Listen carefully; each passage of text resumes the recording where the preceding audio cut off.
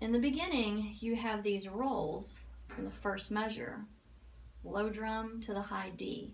The big thing with this entire etude is that you want to make sure that your drums are balanced. So the high D is going to naturally come out higher because the sound waves are faster. So you have to work really hard to make your low drum speak. So you might have to play a little bit louder on the low drum to match the volume of the high D.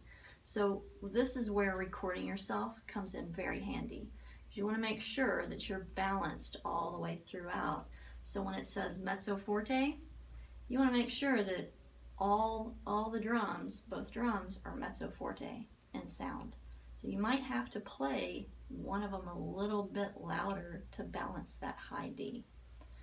Okay, so the beginning rolls, be sure that you do a smooth sound and then attack that last note on 2 and 4, a really good attack with that. So an example would be this. 2 3 and 4 and 1 and 2 and ready, go. Okay, I'm going to do that one more time. Ready, go.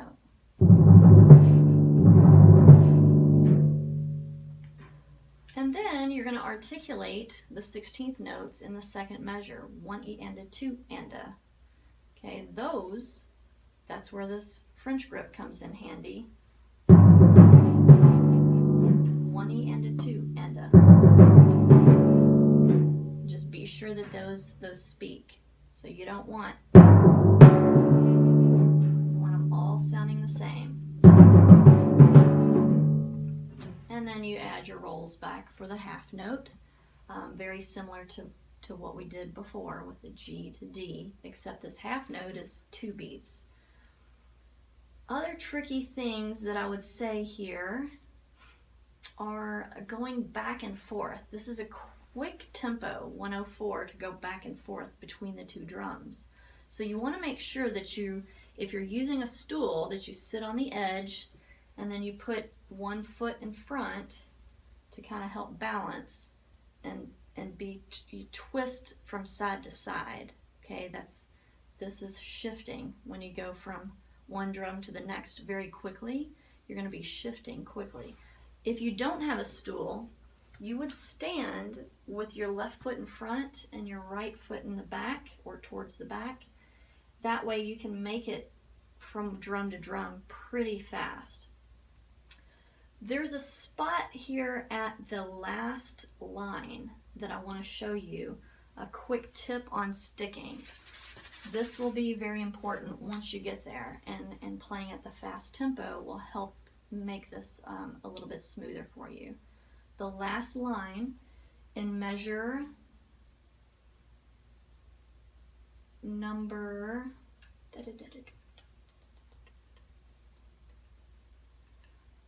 no, it's not the last line, it's actually the second line.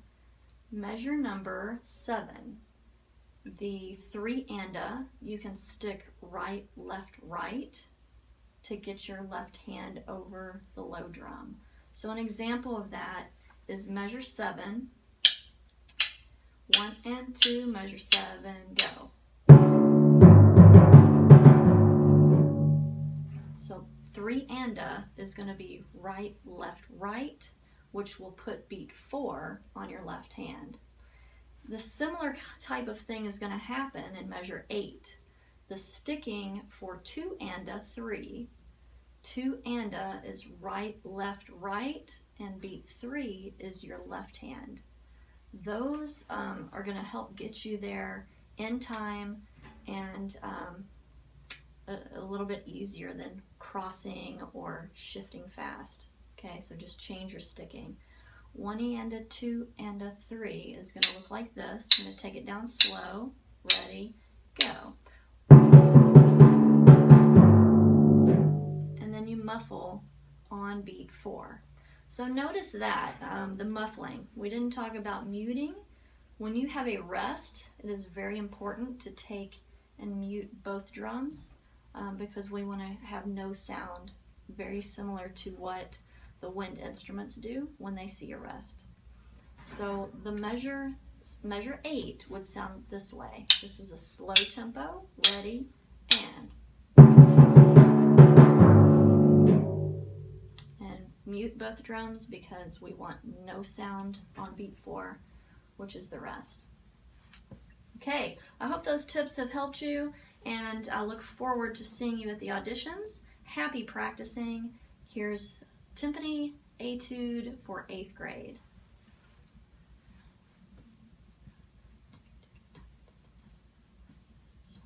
2 and ready and